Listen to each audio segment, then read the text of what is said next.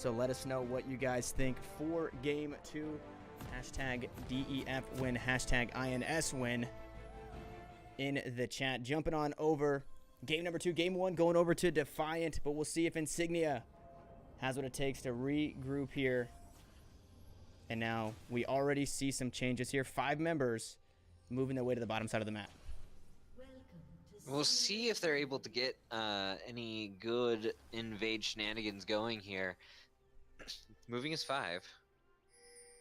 Stepping up into that bush here on the bottom side of the map. Brand may be in trouble. No vision. Stepping up maybe just a little too close. Nothing coming out just yet. Flash forward. The Shield of Daybreak going to find it. Flash forward from Jax as well. The Ignite is on. Counter-Strike not going to find the stun. So Flash from Brand. Flash Ignite from Leona. And ultimately a little bit of damage, but Insignia gets the better end of that trade.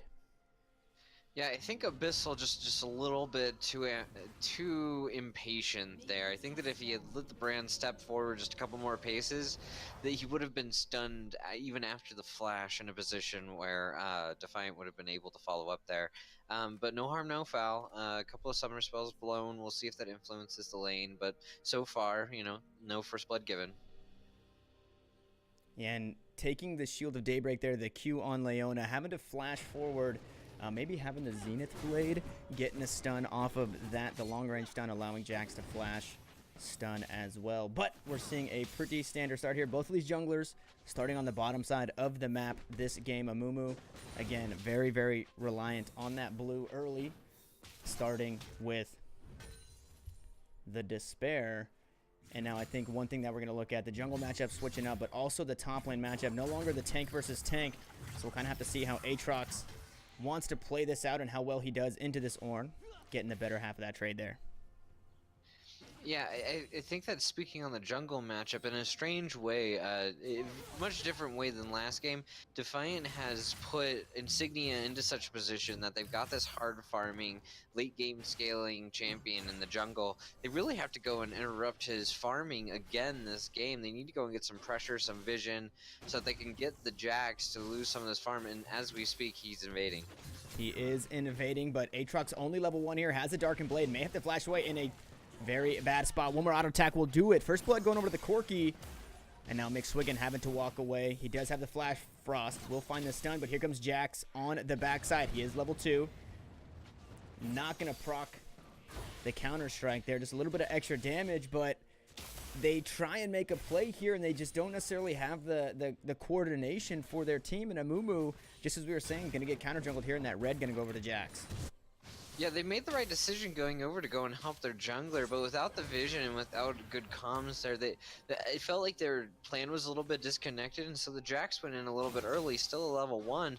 You see the pressure of having priority in the mid lane with the Corki able to push with the Phosphorus Bomb at such an early stage in the game, just being able to get there to that fight earlier. I feel like that was just a very heads-up play by Defiant and could have been avoided by Insignia. Yeah, and Aatrox roaming down, only level 1. With the Darkened Blade, so if you're not hitting the tip of that ability, you're not really getting much CC there.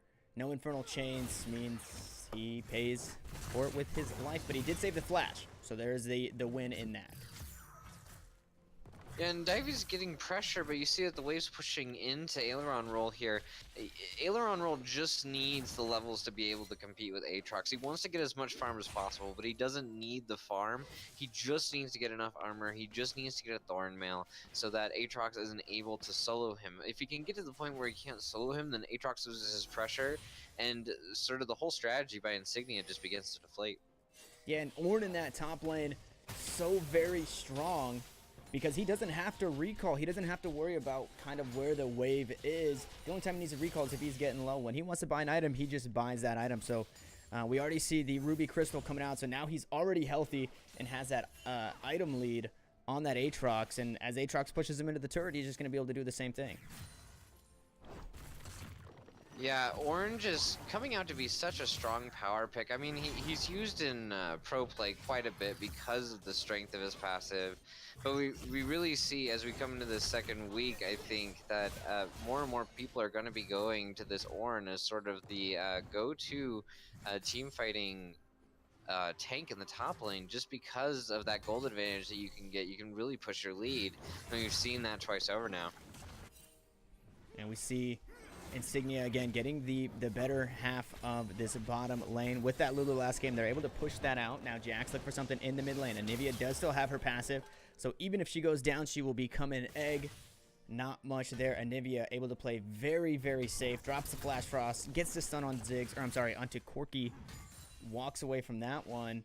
But now Jax noticing that Sivir and Brand playing a little too aggressive, makes his way down to his Krugs, just going to farm up. Dragon is available. It is a Mountain Drake again as well. So we'll kind of have to see how these teams right now, Insignia with that bottom lane priority, maybe they are able to take that first Dragon again.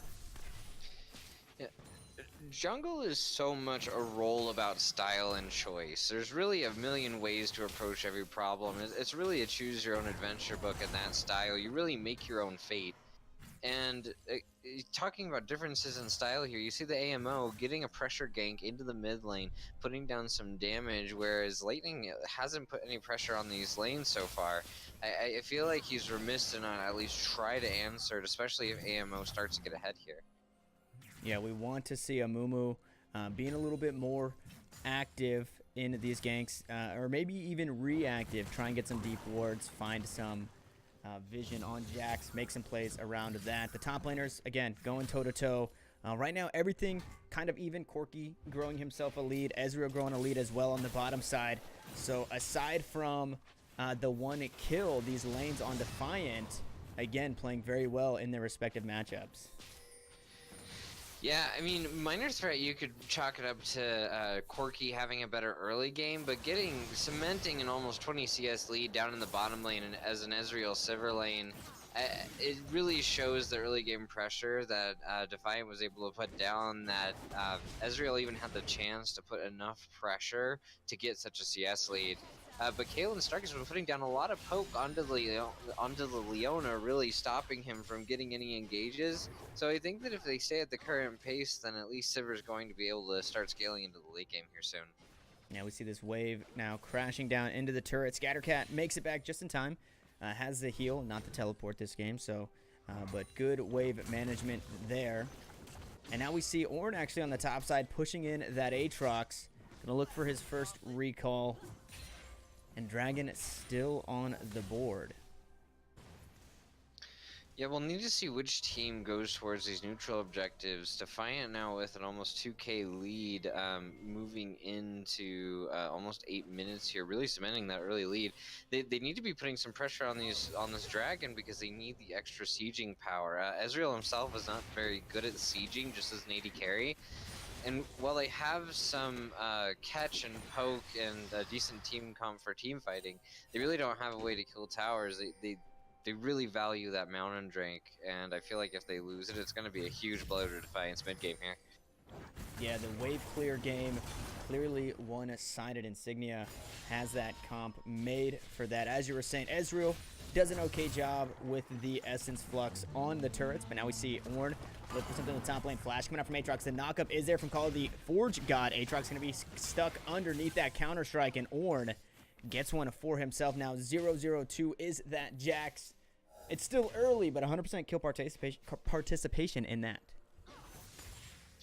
Yeah, Ornn's Call of the Forge God is just such a powerful CC ability. Being able to set up your jungler is one of the great benefits of playing that champion, and there we just see a good call by Amo, trusting his top laner to hit the Call of the Forge God, hits it, and gets the easy kill.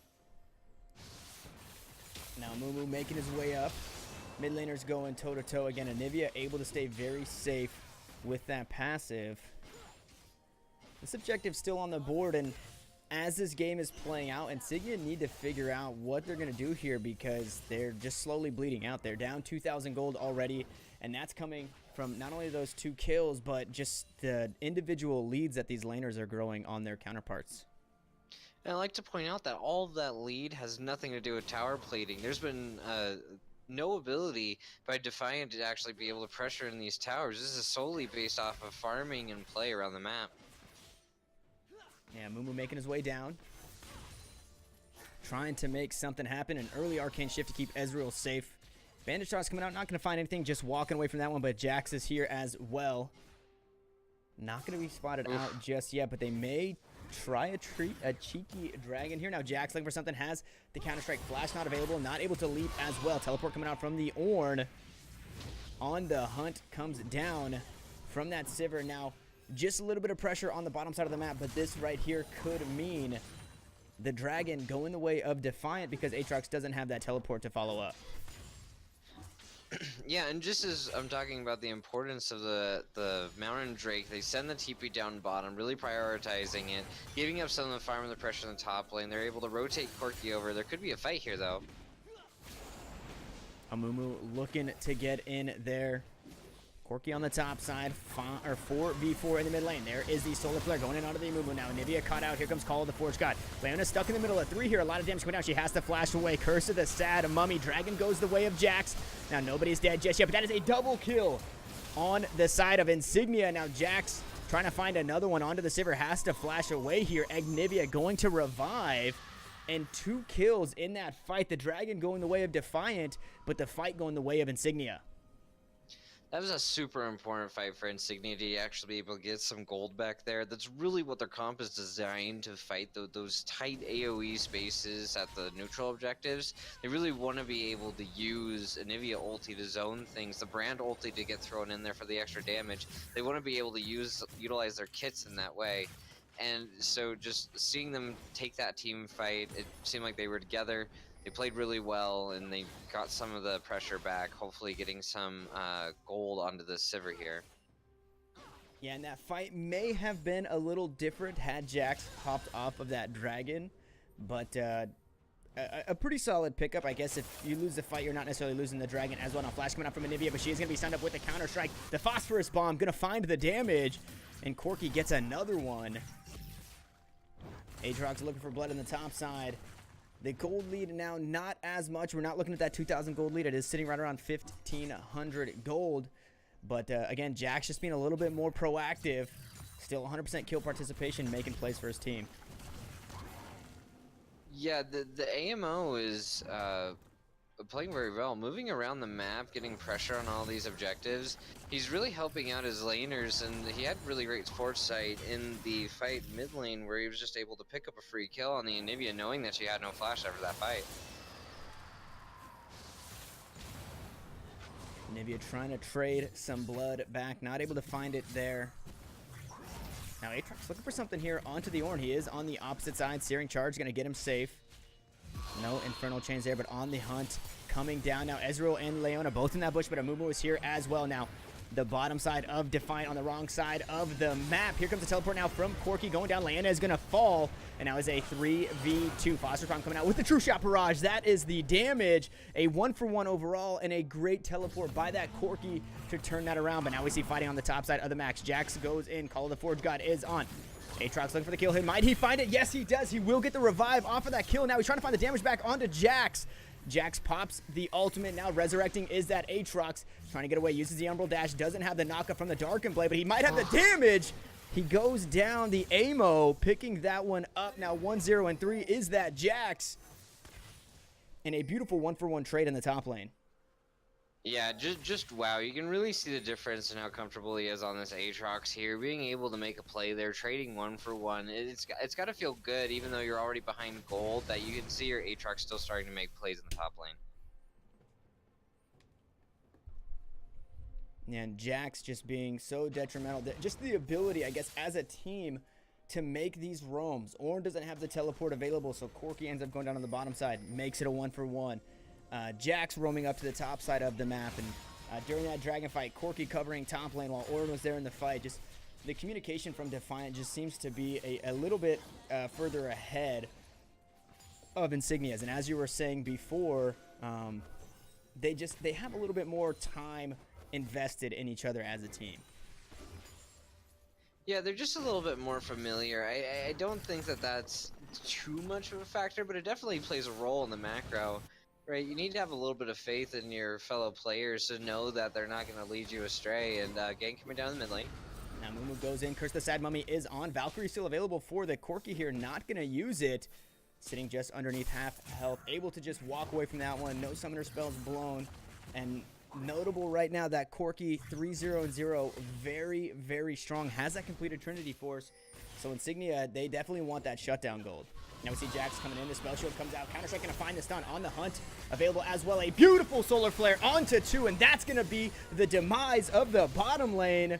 Jax coming down, getting a beautiful gank, Leona with a beautiful ultimate, and now 2 dead for Insignia, and this might be first turret. Just as we're talking about how Defiant is a little bit more comfortable that they're able to make these rotations and really call for these initiations, they just go ahead and do it. Just a beautiful ulti by Abyssal, great follow-up by the AMO, and just snagging a couple of kills in a first tower blood for him. Yeah, Sivir using that spell shield just a little too early. It blocks the damage from the leap strike, but it doesn't block the stun from the counter strike. So on the hunt, not going to play any effect there. And Leona again with a beautiful 2-man solar flare. Now 2 turrets across the map going over to Defiant, and it's looking like a second dragon as well. Yeah, it's very reminiscent of the first game where Defiant got these small advantages and then they would take something from Insignia. They would win a fight and then they would take a tower. And they just repeated that process for, 4 or 5 fights, getting neutral objectives, getting towers until they had such an overwhelming lead.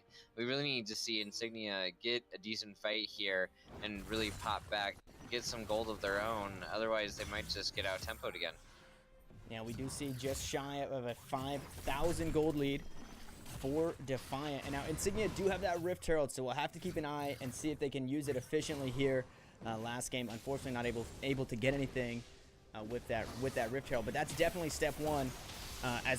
As well as killing this Jax here, they wanted to find it, didn't have the damage, but that Rift Herald definitely step one into kind of getting themselves back into this game.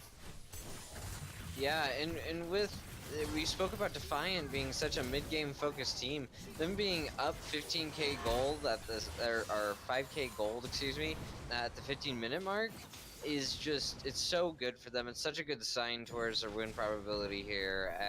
I really want to see Insignia pop back with something, but it seems like the tides are turning towards Defiant even this early in the game. Yeah, Aatrox outnumbered on the top side of the map. He does go down. Now Rift Herald going to be used in this mid lane. Amumu using it back, so that way it's not going to be stunned up, but it looks like a third turret going to go over to the side of Defiant.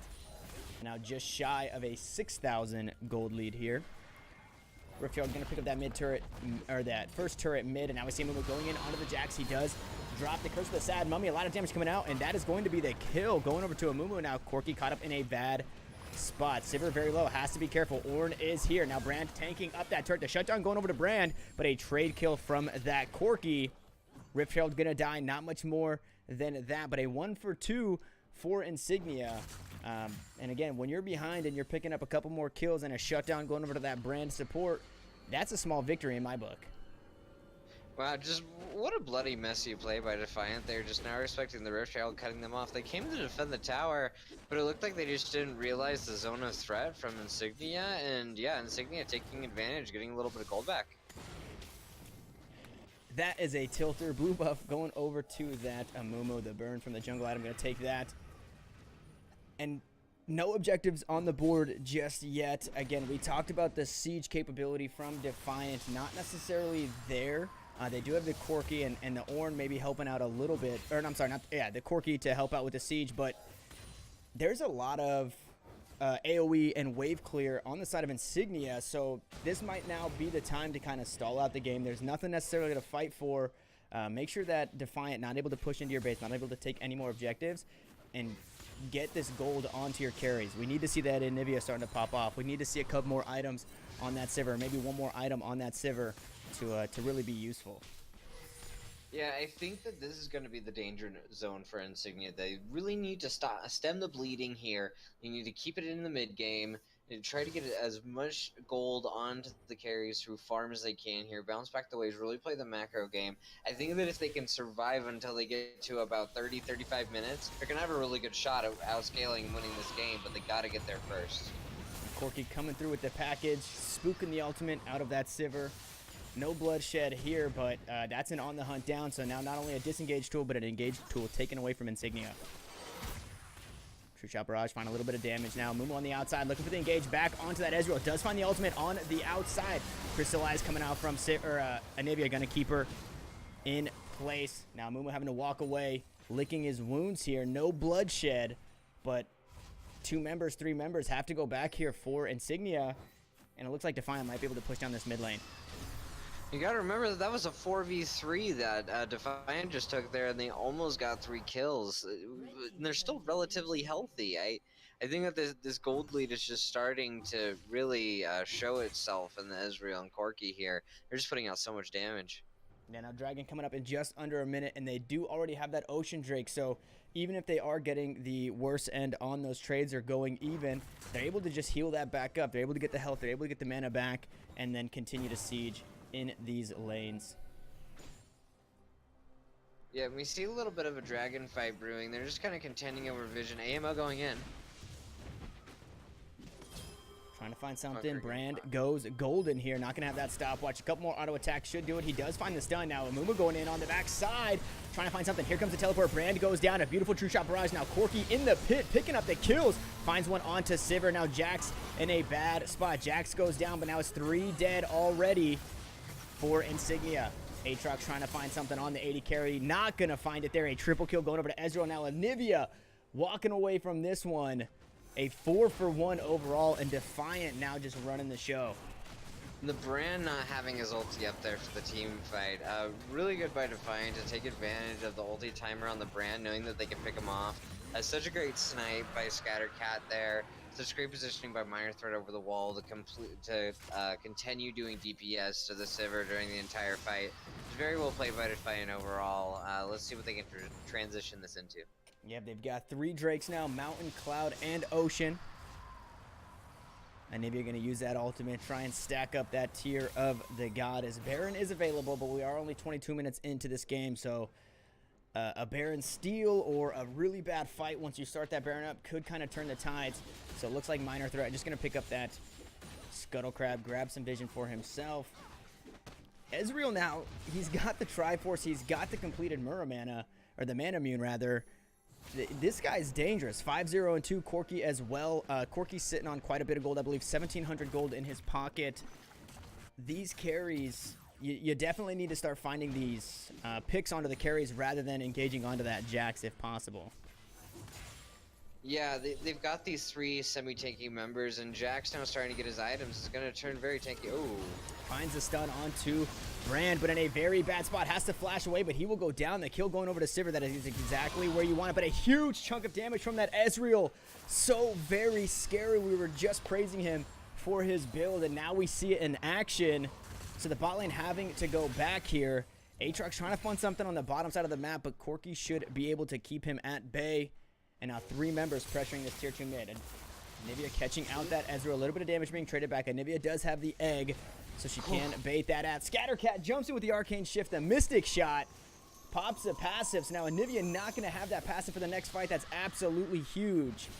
Amumu not able to find the engage, and it looks like now things are starting to stabilize. But Defiant, they lose a member, but they really gain a lot of pressure here in the mid lane. Yeah, and you just see the pressure that the mid-game spikes from Ezreal really provide. You see him get that Hextech Revolver, get that Triforce, and just do an absolute crap ton of damage. Now we see an engage coming in from Insignia. Mumu getting dangerously low here. Jack's going to pick that one up. Now 2 dead. Brand finds one for himself. A beautiful spell shield to keep Sivir safe. A couple more auto attacks will take her down. Heal coming out. Counter-strike. Not going to find the stun, but a double kill going over to Jax. Now 2 dead. The shutdown gold on the bottom side of the map. Aatrox able to pick one up, and Jax wants more. Overall, a 4-for-3 for Defiant. Aatrox getting the solo kill on the bottom side of the map, but just a really kind of sloppy runaround style fight. And if you let that happen, Defiant are going to win that. They've got the Jax to jump around. They've got the Ezreal to jump around. The Corki, they're just so mobile in these fights. You really got to try and lock these guys down. Yeah, Insignia really needs to find choke points to control with this Anivia and the Amumu. Fighting them out in the open, especially with the lead that Defiant has, just isn't going to be very profitable for them. I have to point out the great play by Scattercat there, though. Really getting some core snipes with this WQ combo and just doing all the damage that they needed to get that fight over and done with. And now a 5,000 gold lead for Defiant. They are starting up this Baron. They are going to get spotted out by that ward. Ezreal did drop an auto attack down. So Mumu here in the wakes now under 3,000 health. 2,000 health is this Baron, and that is going to be secured by Scattercat. Defiant picking up a Baron, now growing that gold lead, and the pressure is just going to grow from here. Yeah, I think that between these two games, we're able to see a clear pattern in Defiant's play. They pick these very strong mid-game compositions, and then they use their great early-game shot calling to really move around, pressure these towers, get these neutral objectives. Their comps and their play doesn't really start turning on until 15 minutes, but then they start moving at a breakneck pace. And we see 3 completed items from that Ezreal, and only 1.5 on the Sivir, just so far ahead on these carries.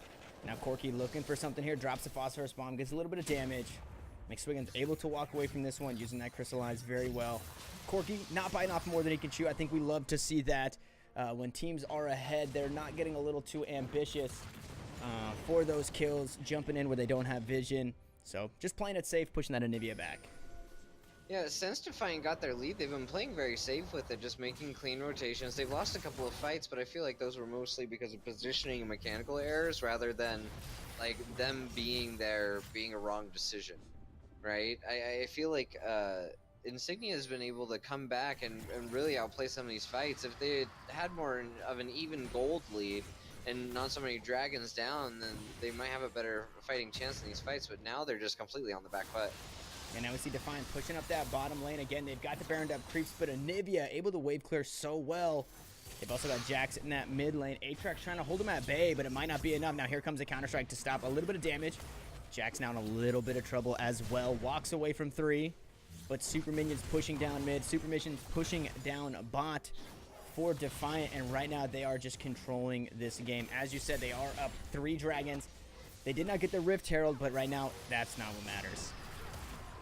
Well, they're sending the people where they need to go to respond to this. They're sending the Insignia bottom. She's really going to be the only one to be able to pressure these Baroned up Super Minions. If Aatrox is able to actually respond to the Jax, then they can just bounce everybody down here and maybe get a 4v4 near their home territory. If they can get that, then perhaps they might have a chance there. Jax going in onto the Aatrox. Aatrox pops the ultimate, but it does not matter. Rampaging is the ammo on that Jax. Now we might see an engage on the bottom side of the map. The inhibitor turret going down. Defiant able to take that one up and now pressuring that inhib. Jax still pressuring mid here for Defiant. Looking for that inhibitor turret mid.